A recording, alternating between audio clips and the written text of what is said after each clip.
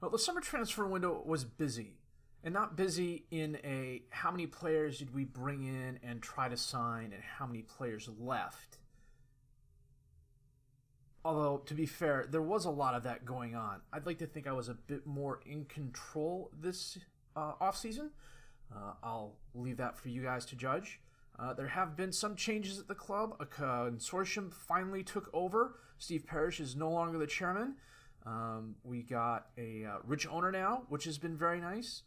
And we've made some really good moves. We've also brought in some really good players. And I think I have done enough to bolster the roster so that when the inevitable fixture congestion occurs, we won't be so far up a creek this time. Then, of course, I completely dropped the ball, forgot it's 2022, it's World Cup year, and now I'm dealing with that. My name's FM19, and this is the Palace March, episode 41.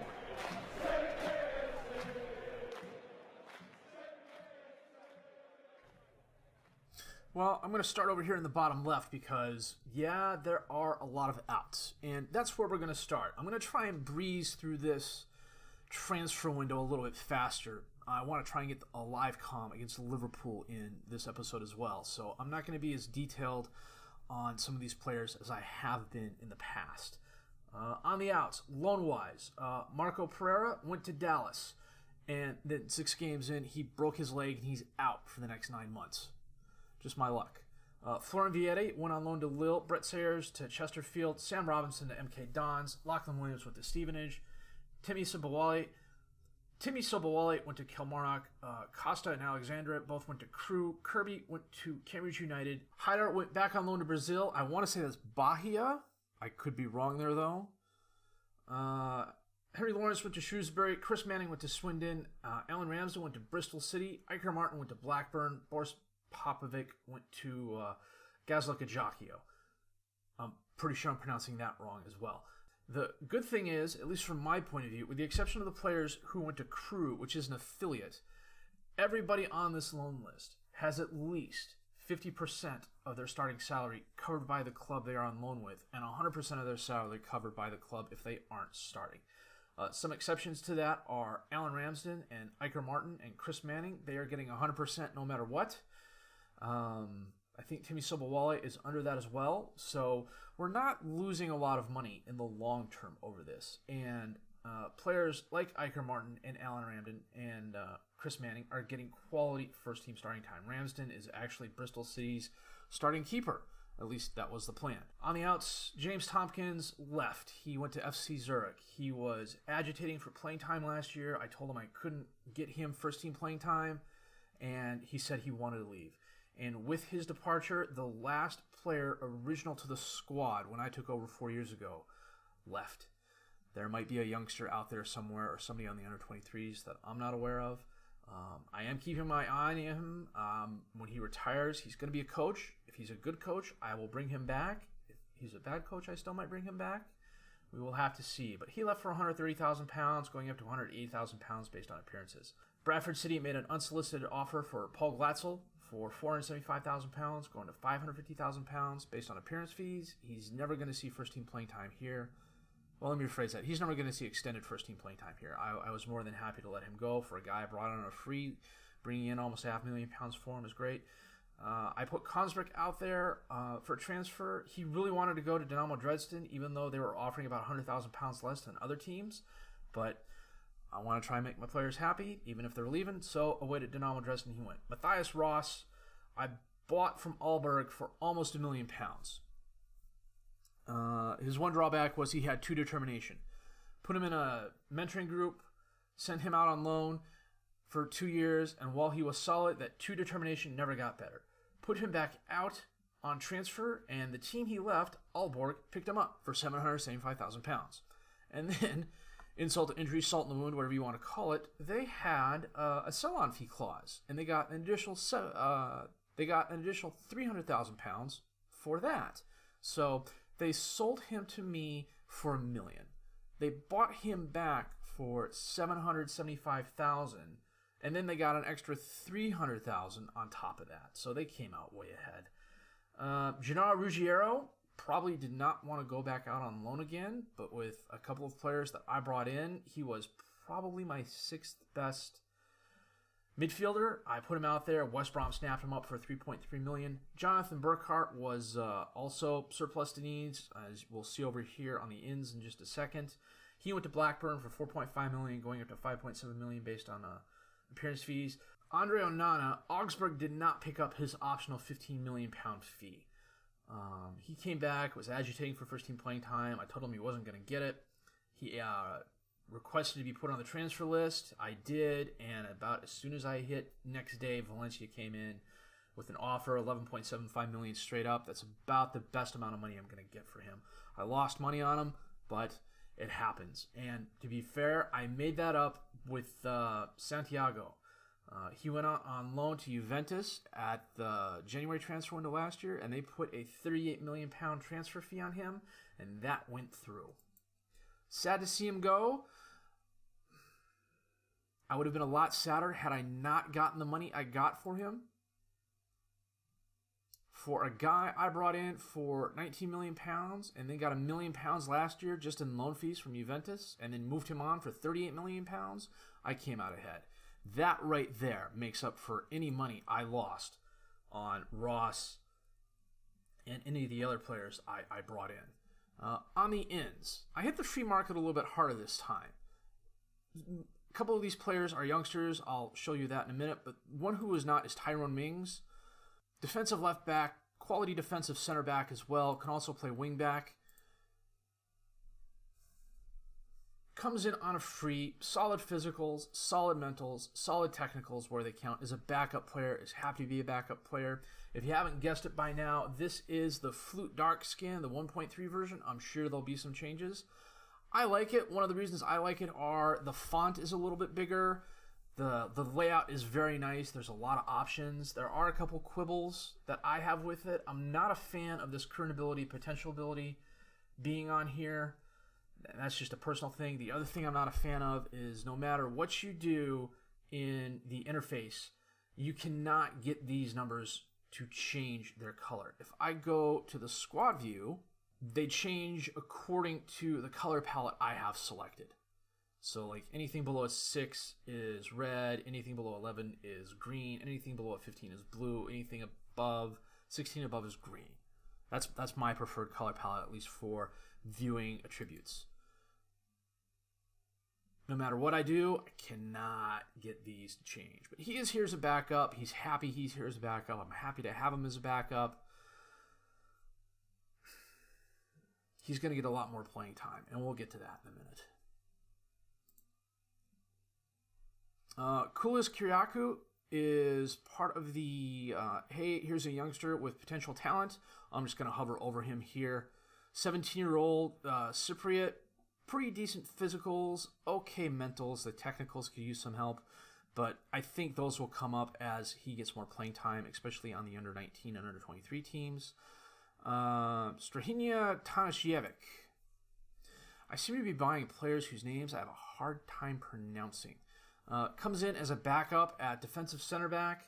Solid physicals, solid mentals, really good technicals where they count. I love the 15 marking and 15 tackling. 2.5-star current ability, 3-star potential ability. He's here in a backup, but he will definitely get playing time. One of the things I wanted to do was bring in quality backup players that I could not only stick on the under-23s to keep them match fit, but that I wouldn't have any questions about bringing them in. It's not like last year when I was bringing in guys like Madu and Consbrook on the midfield line and crossing my fingers hoping they wouldn't get embarrassed by the players they were playing against. You know, Mings and Strahinja, even though they're only 2.5-star or 2-star, are both quality players. Tommy Curry is another youngster. I literally have a scout going across Europe, Western Europe, and Eastern Europe just saying, hey, find me kids available on a free transfer. He popped up. The thing that really attracted me to him were his physicals are already this good at 16 years old. The 11 determination is nice. The 13 teamwork is nice. And his technicals, they're not horrible. I mean, they're not great by any stretch of the imagination, but for a 16-year-old, he will definitely improve. Benjamin Rainier is an 18-year-old who's also part of that project. I really like him based on his physicals alone. The mentals are a plus. The technicals, where they count, are okay. The marking's a little bit low for my taste, especially for a guy who's supposed to be a ball-winning midfielder. But I think with a decent amount of playing time, maybe a good loan spell or two, he could see some time here, at least as a backup. Jake Clark-Salter comes to us from Sunderland, got him for £1 million straight up. Defensive center back here as a backup, stuck him on the under-23s. He knew he was a backup player because that's what I promised him to sign him. He actually took less money to come here. There were other teams offering him more money.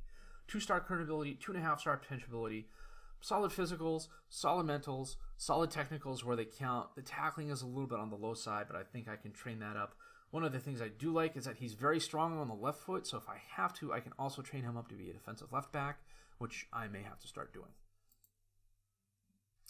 Miguel Luis comes to us from Sporting Lisbon for £4.5 million. Midfielder, can also play defensive midfielder. Comes in to help out on the midfield rotation with Sander Berg left on a free. Actually, I need to go back and show all the guys who left on a free. Really good physicals, except for the jumping reach and strength. The mentals, he's solid across the board there. I have nothing to complain about there. And frankly, I think he can get a little bit better in a couple of areas. But I know I can put him in a mentoring group, and he will be solid there, especially if he becomes part of the hierarchy. Right now, he's just kind of on the peripheral looking in. The technicals are also really good. I love the 16 passing and 15 technique. The 14 first touch is also nice. How he's only rated 2.5 stars, I'm not sure, but he's got 3.5-star potential, and I'm reasonably sure he will reach that. He's going to get playing time here, especially against some of the lower table teams. He'll get starts in like the Carabao. He'll see playing time. One of the things I'm hoping to do this season is to not play Benasser and Tonali as much. Mario Pereira came in this transfer window. I picked him up last year from Nacional, but they didn't want to let him go until this transfer window. £5.5 million going to £6.5 million. Young Portuguese 18-year-old, 2.5-star current ability, 4.5-star potential ability. As soon as I brought him in, Dallas made an offer for him, and I knew he wasn't going to see a lot of playing time here, if only because of all the players I had. He would have gotten starts maybe in some of the cup games, and frankly, had I been starting him full-time, I would have had more serious issues. As I said in the earlier part, at least on the outs, sent to Dallas, and 6 games in, he broke his leg. He's out 6 to 9 months. Really good physicals, especially for an 18-year-old. The 16 balance is nice. The 15 jumping reach is nice. The mentals I love. The 16 anticipation, 14 bravery is nice. The 15 determination, 16 positioning is great. The 14 marking and 16 tackling are also excellent, as is the 12 heading. This kid has potential. He should be here in 2 or 3 years when probably Kamara moves on. I've got teams asking about Kamara. I don't think he's going to be here much longer than a couple of years. But first he has to get healthy. Daniel Amarte comes to us from Chelsea.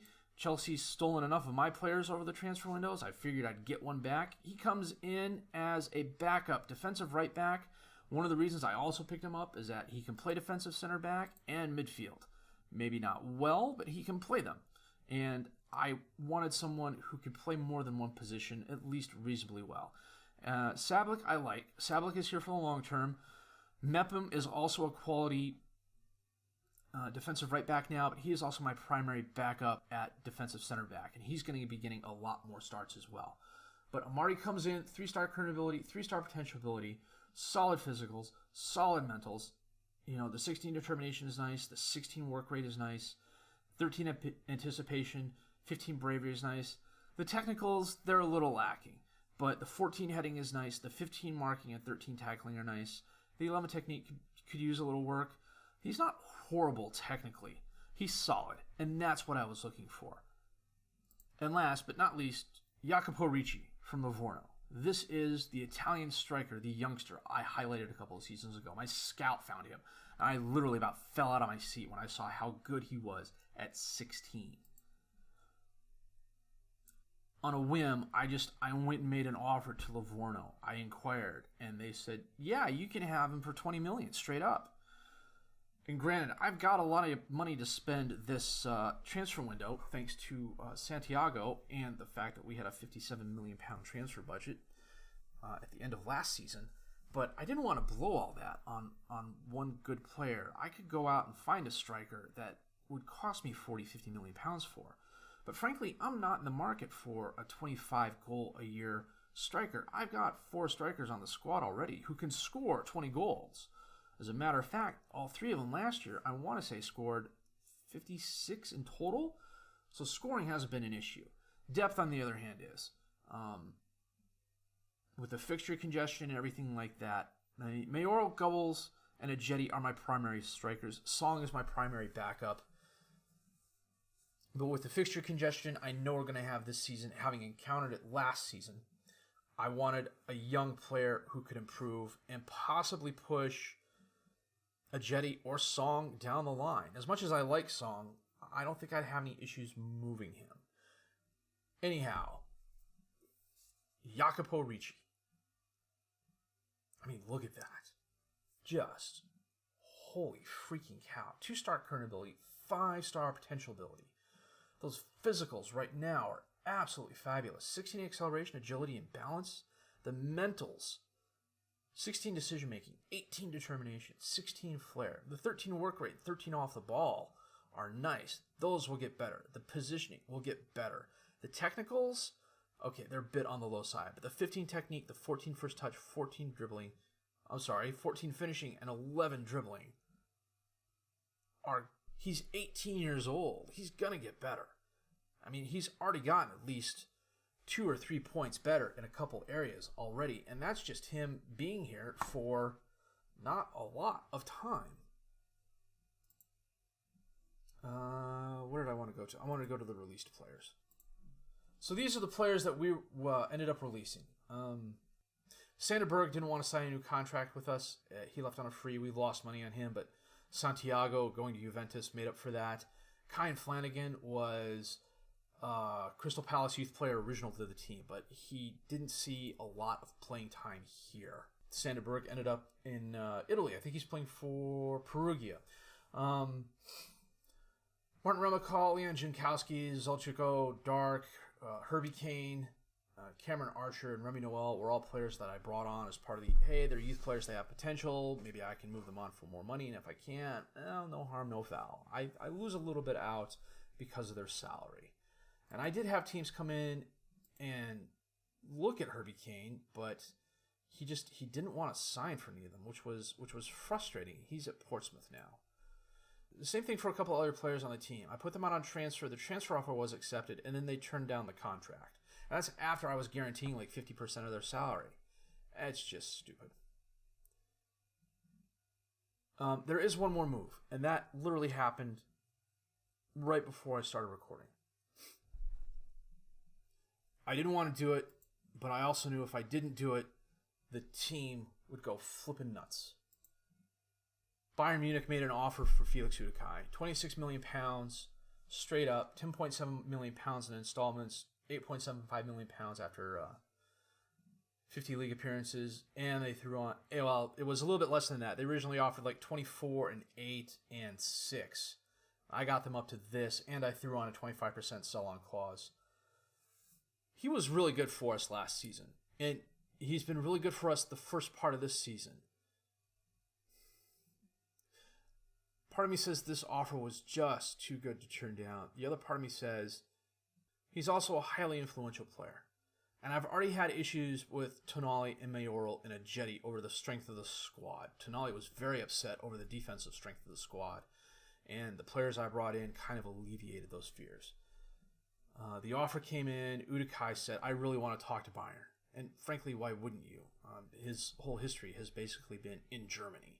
The fact that I pretty much overpaid to get him here. And he had a really good season for us. Put him on the map. Our run put him on the map. Our run put a couple players on the map. I have teams going after Mayoral and Tonali now, but there's no way they are leaving, even if they beg me to. It's going to cost a lot of money for either of them to move on. But my big fear is that if I didn't move him on, the locker room would fracture. And I've got inquiries out for a couple young players out there I can bring in the January transfer window. Until then, until he leaves, which is probably going to be next week, Tyrone Mings is going to be the primary defensive left back. I can also train Jake Clark-Salter. Okay, I'm going to be saying Slater a lot. I can tell that now. There as well to be the primary backup there. He's about a 50% player on the left side, but a little bit of training and he'll be at least more comfortable there a couple of years. Anyhow, I went out. I've got the scouts looking for a possible replacement to come in the January transfer window. Let's go back to that real quick. As you can see, we've still got £54 million in the transfer budget, £109,000 left in the wage budget, and that's after I bumped up the scouting budget again, as I usually do. Transfer window wise, we spent $34 million, we sold $60 million, so we're a little bit ahead there. Financially, we're doing okay. The £51 million balance is nice. Almost all that's the TV money. We've lost $4 million this month, but that's to be expected.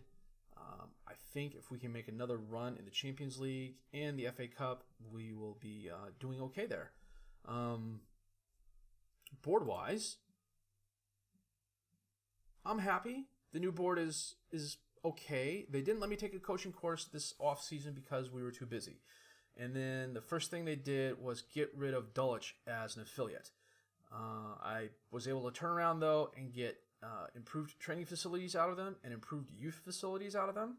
And then somehow they decided to improve the training facilities themselves. So that's why it's going on twice there. I'm not quite sure how that's going to work because this will finish on the 23rd and this will finish on the 26th. Schedule-wise, I've gotten 5 games out of the way. I thought I was being proactive. I looked at the past few seasons to schedule some friendlies. We trained in America this year, scheduled a friendly against Sporting Kansas City, who are actually my local MLS team, and was doing really well. And then right before training started, 3 of my friendlies got canceled, and I couldn't figure out why. And then I looked at the schedule and saw that we were starting at the end of July, and I couldn't figure out why. And then I was looking ahead, and you'll see October, we have 7 matches. And then in November, we've got 1. And in December, we've got 1. And that totally, dawn broke over Marblehead and the Angels sang. It's 2022. It's World Cup year. So we've got quite the extended summer break. If I can, I'm going to fill every weekend I can with friendlies. That said, we are off to a fabulous start this season. Bromley was kind of our only stumble in the friendlies, but that's because I started a fully rotated side there, and I played them most of the game. Felix Udokai got a penalty kick in the 11th minute, but the fact that Udokai was taking penalties tells you how rotated the side was. We absolutely thumped Dulwich. We got our season off to a flying start with a home victory against Newcastle. It was a tough match the first half. The second half, we really turned it on. Borja Mayoral missed a penalty kick in the 46th minute, kicked it right at Olsen. He didn't have to move to block it. Gubble scored in the 67th minute. Fogner scored in the 77th minute. We were pretty solid. Mayoral had a really subpar game. I'm not quite sure why. I took him off and brought Ricci on just to get him some playing time. I'm starting to work him in. Other than that, as you can see, our defense and our midfield was much better than their defense and midfield, and that's the big reason we won the game. We then followed that up with a 1-1 draw away at Arsenal. I really thought we had a chance, and then Arsenal went and put 23 shots up on us, and 11 of those were on target. We had 6 shots, 4 on target. Gubbles got the scoring started with a goal in the 20th minute. Aubameyang equalized in the 69th minute. We were lucky to hold on to the draw for as attacky and offensive as they were the second half. Neka had a solid game. Udokai had a very good game. I think we could have gotten more from this. At the same time, I'm happy with the draw against Arsenal. We then had a friendly against Schalke. This was scheduled before I realized the season was starting so early. I actually had games against Sampdoria and a Spanish team that were canceled because of Newcastle and Arsenal. Schalke was 3 days after the Arsenal game. I played a pretty rotated side. And frankly, we won on a Dominic Pollock own goal. As you can see, Ramsden Amarte, Lewis, Song, It was fairly rotated. And against a team like Schalke, who's actually a decent team in the Bundesliga, they've been a top 7 team of the Bundesliga. They're kind of on the outside looking in. But they're still a quality team. 15 shots, 8 on target for them, 10 shots, 6 on target for us. They just didn't try as hard as we did in a couple of places. Udokai had a really solid game. Frankly, that was about the only highlight. But, you know, we made a little bit of money off of this too, which was nice. We then turned around, came back to play Huddersfield at home and shut them out 2-0. Gubbles had a 30th minute goal. Song had a 43rd minute goal. Our offense was better than their defense, and our defense was better than their offense. We had 20 shots, 13 on target. They had 13 shots, 7 on target. And frankly, we had more shots in the second half, despite the fact all our scoring was first half. I just really tried putting my boot in their neck, and it didn't really work. But we got the 2-0 victory. It was very nice. We followed that up with a 2-1 win at home against Burnley. Jacopo, a brace of goals, 53rd and 91st minutes. They were both very, very nice. It was nice to see him get off the scoring schneid. Again, our offense was better than their defense, and the rest of our squad's effort was just better than theirs. Not by much, but by enough. Barishaw had a 70th minute goal to equalize. The Riki goal in the 91st minute was, well, it was well earned. I'll say that. Yeah, it's an extra time goal, and I'll probably harp on that for the rest of FM19, but I'm trying not to look that particular gift horse in the mouth. We were then away at Watford, and we beat them 3-1. Gubbles, a brace of goals in the 4th and 74th minutes. Miguel Luis, a goal in the 77th minute. Juan Hernandez had a goal for Watford in the 59th minute. But again, our defense was better than their offense, and our offense was better than their defense. Our midfield was about as good as theirs. But I think as long as we are winning 2 of those key areas, or at least are as good as most of our opponents, we should be winning most games. This was a good example of that. We had 16 shots, 11 on target to their 13 and 6. They made us work for it. We definitely took it to them in the second half. Gubbles had a very nice game, and I can't complain. We had a really good match. Table-wise, we are in second place. Chelsea's undefeated. We're 5 points behind them already. And that's with a game in hand. It's going to take a lot for someone to beat Chelsea this year, I think. They're either going to have to suffer an injury or fall off the table. It is nice to see Brighton in 6th place. The Derby will probably have a lot more meaning this year, especially if they can keep this performance up. Today, we are playing 4th place Liverpool. This episode is going to go a little long because of that, but I wanted to get a live comp in this. So I'm going to double check the best 11 and the bench, and we will come back with that in just a sec. Oh yeah, as you can see here, Mirko Bosankic still unhappy over the way I treated him over all those double yellow cards and red cards last season. I have to remember to do this before the start of the next match. We're playing our 4-3-3.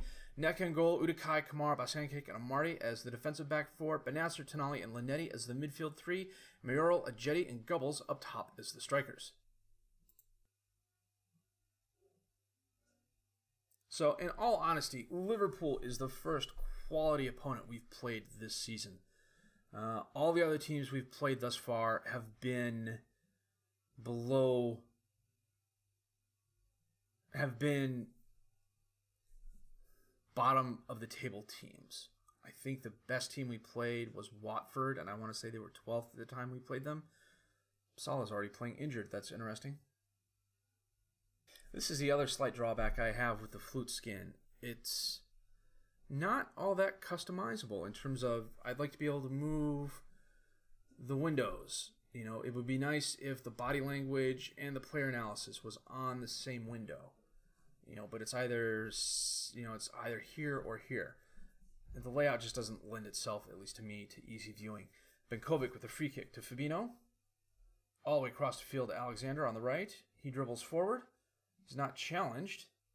Holds it up, sends it up to Cook near the top of the box. To Kaida. To Gomez. To Lorenzo. Long shot, but he pushes it just right. Alexander on the throw into Firmino. Oh, drives forward into the box. Back out to Firmino. Dispossessed, but it goes to Cook. Gomez has the ball now on the left side of the box. Over to Cook in the center, to Fabinho. He drives right, back out to Alexander on the right. Crosses it in, knocked away. Keita's there at the top of the box, though. Skirts left, back out to Gomez. Oh, Cook to Fabinho now. Back to Cook to Keita. To Gomez, drives forward. Oh, catches the post. Near side of Neca and goes in for the goal. That was a little weak, and that's a really dark field, and I'm not quite sure why. Okay, on the 2D, did it not look like it went near post? It could be me. I blame the bifocals. Well, Liverpool has completely dominated this game thus far. 12 shots, 6 on target to our 2-1. Corner kick in. Salah off the crossbar again, and finally over the crossbar. I'm reasonably sure one of their players hit the crossbar, then one of my players hit the crossbar trying to kick it out. Mayoral knocks that away, but it goes right to Lozano. Back out to Salah. And there was a foul somewhere. We got a free kick out of it. Well, I went to the attack at 30 minutes, and since then we've had 1 shot. Liverpool's had 20 shots this first half. That's slightly disturbing. Everybody is having a subpar game. That is not good, guys. Alexander with the throw-in. Go. Well, one of our guys got it, but it went right to there. Salah back to Alexander. Out to Cook, or to Keita. Long shot off the crossbar. Oh. Salah got a foot on it, but it was weak and it was wide. Come on, guys. Let's at least try and get another shot. Fabinho. Udokai knocks it away. To Alexander, though. He drives right. Shadow by Udokai. Knocked away. The cross is. Keita at the box. Oh, come on.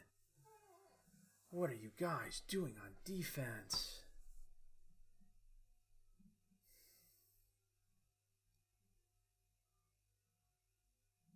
The cross is knocked out. Goes right to Cook. He sends it to Keita.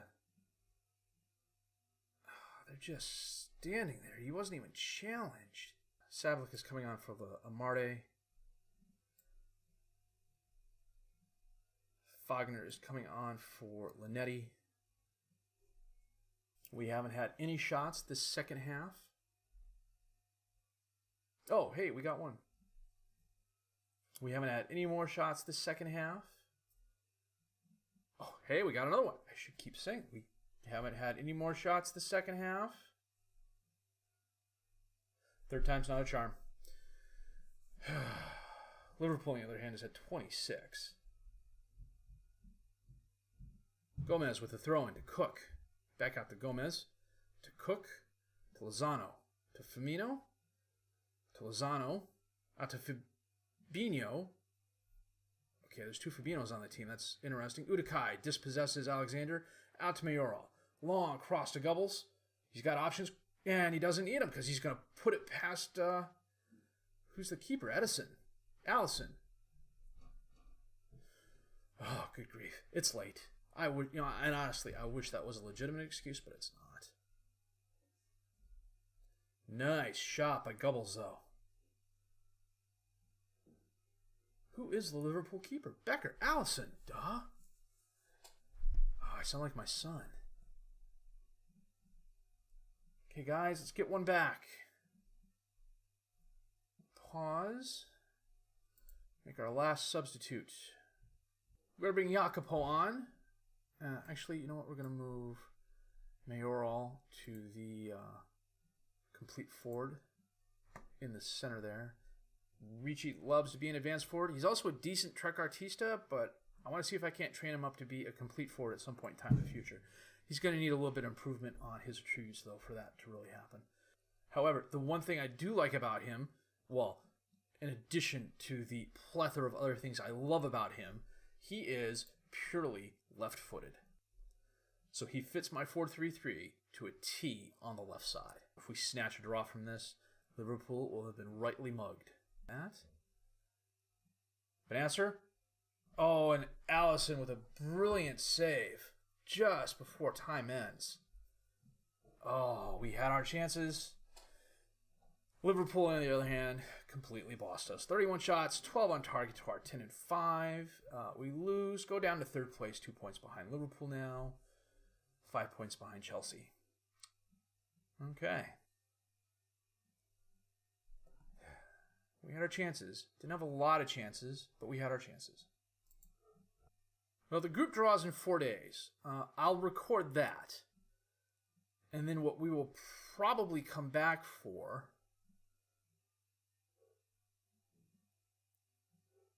is the League Cup third round game. No, you know what? No, we're going to come... they would do that to me. We're going to come back for Brighton, the A23 Derby. It's going to be at Selhurst. Why wouldn't we? Well, this episode's a bit long. Actually, the recording says, 50 minutes. Look at that. But I'm almost positive about 10 minutes of that is dead space due to various things going on in terms of, like, you know, the dog drinking and my kids talking to me and whatnot. And then with some editing, I might be able to get that down to 30, 35. It's a bit long, but I'm comfortable with that. Let me know what you think of the transfer window. Let me know what you think about Udokai moving on. That could be the one move that comes back to bite us this year. Could also be the first of many moves to come back to bite us this year. Lord knows I have been known to snatch defeat from the jaws of victory more than once. But I think we had a solid offseason. I'm glad, ecstatic, but I'm keeping it on the inside, that we were able to get Jacopo in. No matter how much the board doesn't like his signing at the moment, he is going to be a superstar for us. If you liked what you've seen and heard, please leave a like, subscribe to the channel for more content. Questions, criticisms, comments, leave them down below. I'll answer those as fast as I can. My name is FM19. I thank you for watching.